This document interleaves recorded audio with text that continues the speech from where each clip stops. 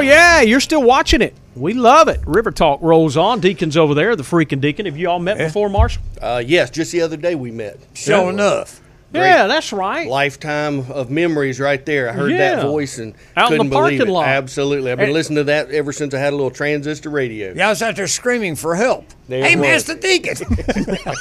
Right. I think he invented the time to turn so you don't burn, you know.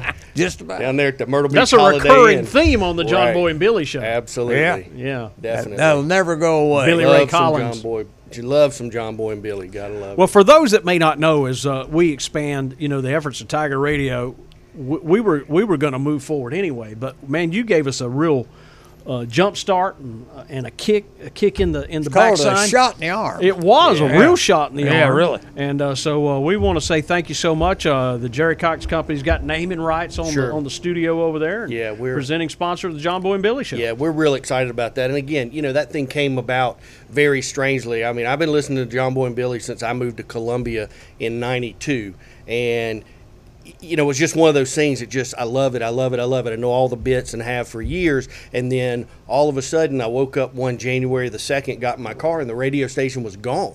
Yeah. And this was 2 years ago or 3 years ago maybe now, and I couldn't figure out what happened, and I was just heartbroken. Man. My radio station is gone, so I was listening on the app and all of this other stuff, and it just wasn't working. And then one morning I see Tiger Radio's going FM, and 7 o'clock in the morning I call the studio, leave a message, and turn around and I'm calling John Boy and Billy's guys and saying, listen, I got a great platform for this to happen. I call you, and like 3 or 4 hours later the deal's done. Yeah, pretty much done, except signing the paper. That was fast. Exactly. No, it was fast. crazy. Yeah. It was absolutely crazy. Well, John Boy and Billy, great, man. It's a great show, and they've had it at a couple of different stations here, and they drop them. I don't know why they keep dropping it. They're great, and Jack is smart enough to, no question, thanks to you, to pop them up. Well, it's a great thing. I love the Tiger Radio, WLSC. It's a great hometown, and as you just heard from Larry, hometown is where it's at. I mean, we've been here from the beginning. We're going to be here going forward, and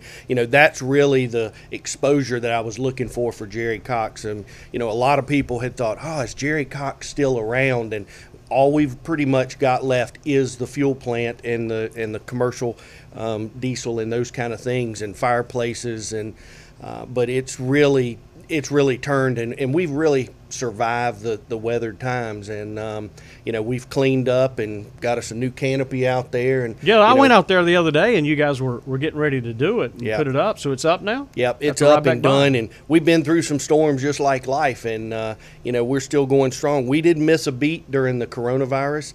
Our in-house service work, kind of went away, but again, that's to be expected, and something where people don't want to be, social distancing and that kind of stuff. But we're hitting the ground running like crazy now, and things have really been going well. We're poised for the next generation.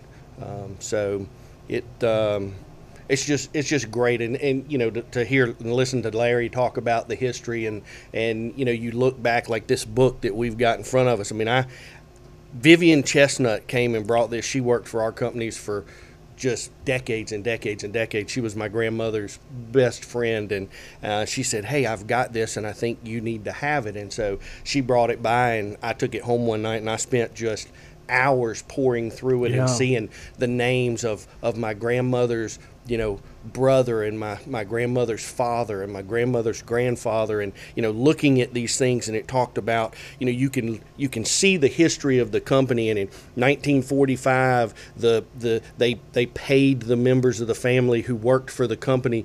They continued to pay them as they went off to war because they weren't getting the money that they were, and there's the resolutions are handwritten and hand signed, and it just, I'm a history buff, and I love that, but for it to be your own history is just amazing. And that's I don't want to forget where we came from while we're going somewhere new or continuing down the path. I mean, I've just always wanted the product to be pure for Jerry Cox Company.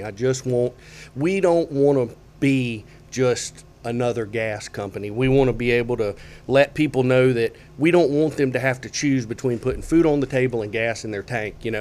We've got customers that call us and say, hey, can I get some gas? I can only pay you on the 3rd of this month and the 3rd of next month. And, you know, it's hard, tough times, and coronavirus killed everybody. And we just said, sure, we'll do it.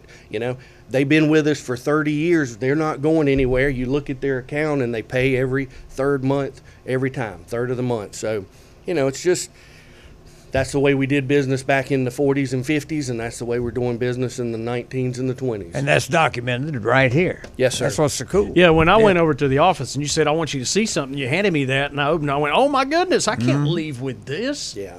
I was afraid that something would happen to me. Yeah. It's amazing. And this kind of history you don't make nowadays. You know, this is a dying art that's in this book right here. And it just, it's amazing. Yeah, you know, the old cursive writing. Yeah, absolutely. And, you know, their cursive is a little different than nowadays. Nowadays, correct. people, Yep. you can read this. No question. You know? And it just, I like the Crayola picture in the very back. the stories this thing tells. He's looking for it. Yeah, you know, there was, you know, and then it stopped, and then they went on to the electronic kind of versions of, you know, what's there, and the stockholders and the shareholders, and you know, it's a story. It's a complete is. History. It's a story of Jerry Cox. It really and is. your family. Yes, sir. That's great. You know, and I'll tell you that, you know, I didn't really know, and I think it's a testament to my mom and my dad. You know, my grandfather was Dr. Marshall that my dad was talking about, and he was a medical doctor, did everything. I have lots of people come in and say, your granddaddy, you know, brought me into the world. And, you know, there was one gentleman that came in and he said, his name was James Marshall. And I said, really? He says, yeah, I'm named after Dr. Marshall. And I said, well, that's interesting. Crazy. I was named after my I'm doctor. named after Dr. Marshall too, because he's my granddaddy. But yeah, it's crazy. You know, and he knew my mom from back in the day. And so, you know, in those days, that's what you did. You had a tough pregnancy and the child came, you end up, hey, pay homage to the doctor. And Dr. Marshall, boy, he was a mess. I mean, he passed away when I was in, must have been 9th or 10th grade. And, you know, medical doctors and everybody's so serious nowadays, but he was a cut up just from the beginning. And I if you're ever in Conway Hospital, I actually have a couple of pictures. I'll show them to you. But he and I, if you hold it up, we look very similar. The wavy hair, the glasses, you know, a little heavy around the cheeks kind of thing. But he was, I'm sorry that my wife and my children didn't get to meet him and my grandchildren, but he was a special kind of person. And but that legacy, you know, you got to learn where you can. But I didn't know that, you know, we were part of anything really great big here. I just didn't know. And you know, I've learned from them how to treat people and you know, the way you want to be treated, and to you know, make a fair dollar and earn a fair buck, and do what you can and share what you can and be able to provide. Some people can't pay all the time, and you know, my granddaddy, my mama tells me stories about people bringing him fish and collard greens and butter beans, and you know, but what do? You got to provide the service. They need it. Nobody else is going to help them. You know, I mean, we're not running a charity, but at the end of the day, sometimes some people just need help. Yeah. You know, the old barter thing. No question. And that's the way it worked years ago. Well, it should be working that way today. Yes, and sir. some people still do that. Absolutely. But it's kind of lost its luster over the years. People have called greed. Yes, sir. You know, Yes, which sir. is sad. It Well, is. the products have changed Yes, sir. since you guys got into the gas business. I mean, there is a technology to it. That's right. That's right. You know, our main staple is obviously propane, and then the fuels. We've got the diesel fuel. We have a lot of contractors, a lot of loggers. You know, the county buys diesel fuel. You know, so we have some big customers. We have some small customers. We have people that buy 50 gallons worth of kerosene. You know, we do all gas appliance service work. We have, you know, we've got tankless water heaters. We've got gas fireplaces, electric fireplaces, natural gas LP. We've got the tanks. We do the installations. We do the rough ends for the houses. My brother heads up our construction division, and he does all of the rough end work. So they're running lines, putting in manifolds, you know, gas grill hookups, tankless hot water heaters, gas stoves, you know, fire pits in the backyard. I mean, it's just endless. Anything that remotely runs off of gas and or electric fireplaces, we got it. and if we don't have it, we'll get it or find it for you. I mean, we had some folks that they had a fireplace in New Jersey, and she wanted that same fireplace in her beach house, and they got it and bought it in New Jersey, brought it down here on a U-Haul. We put it in and hooked it up for them, and she loves it. You know, when you know what you want, that's kind of how it works. And even if you don't know what you want, we can help you kind of guide you, make your decision, and get it done. And you know, customer service is a thing of the past for most days, and you know, we just try to, you can't please everybody, but we try to do everything we can to make sure that you know, we provide the service that they're looking for, and if they have a problem, they call us and we try to get right back out there and get it fixed. So we're going to chew the fat on another broadcast with Brad, your general manager over there. Absolutely. We'll get into the brass and nuts of it. But man, I didn't know that there was so much, that there's a difference.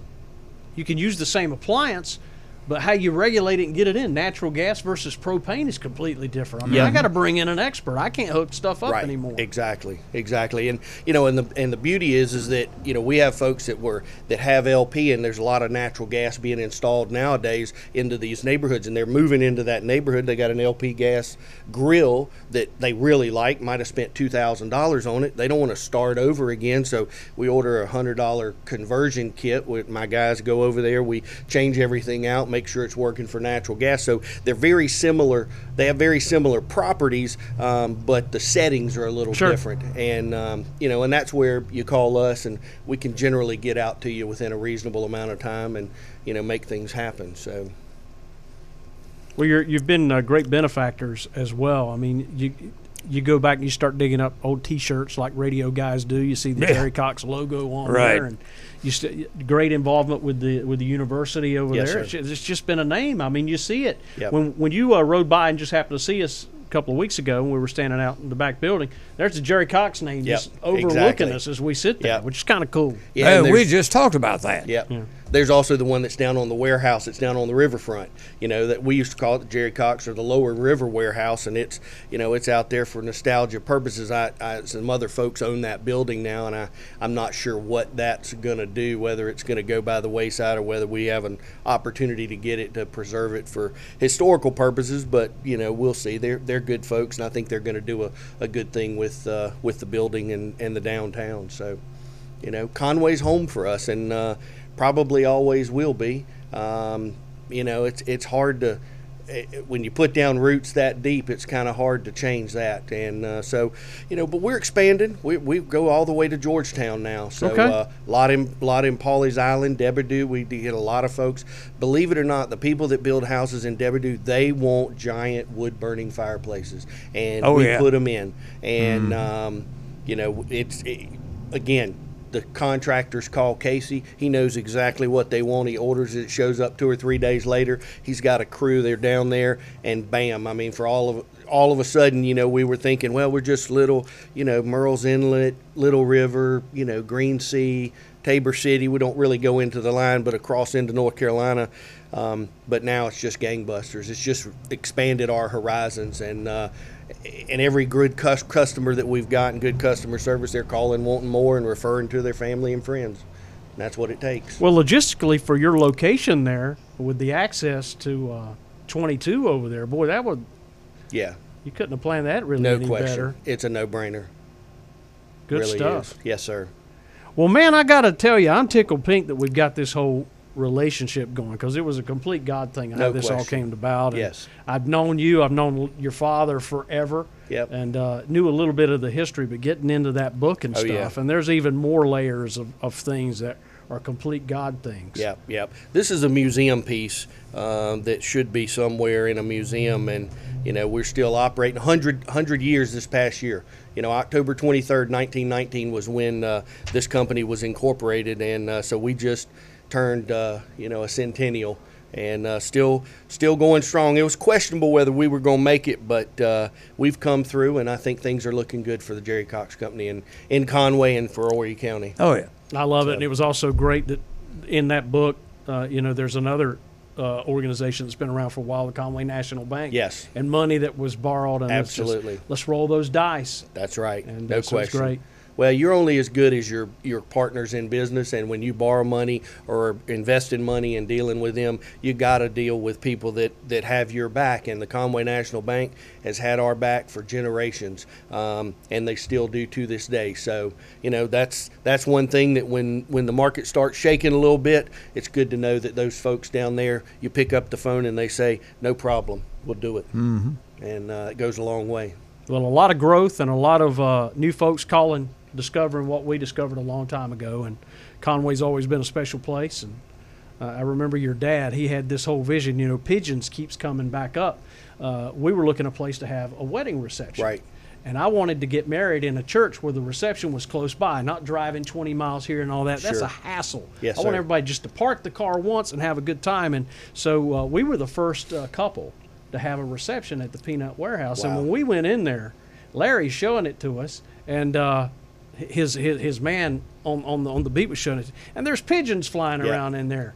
And my wife got into a vision, and Larry sold us. It was Right. it's a really, really cool thing. So Yep. Rivertown's been good to us. No, it's a great place, and love Rivertown and Rivertown Talk, and it's just River Talk has been around forever, and it's amazing. And with Donald's, you just can't go wrong. I mean, the team is just getting better and better, and with Freakin' Deacon and the radio coming up, and I got to get out to the barber shop because man, Yeah. I just fell in love with that. I listen to that, and people will come in because I have it on the computer at the office, and they turn around and they go, "What is that?" And I said, "That's down at the barber shop right there in Loris," and they're just amazed. I love the music. Well, I come love on those out guys. there. Yeah. I'm gonna try and get out there. Yeah, and see that. live stuff. Yeah, we got a exactly. Jerry Cox logo on the stage. There now. you go. Sounds good. We'll be Perfect. right back with more in a moment.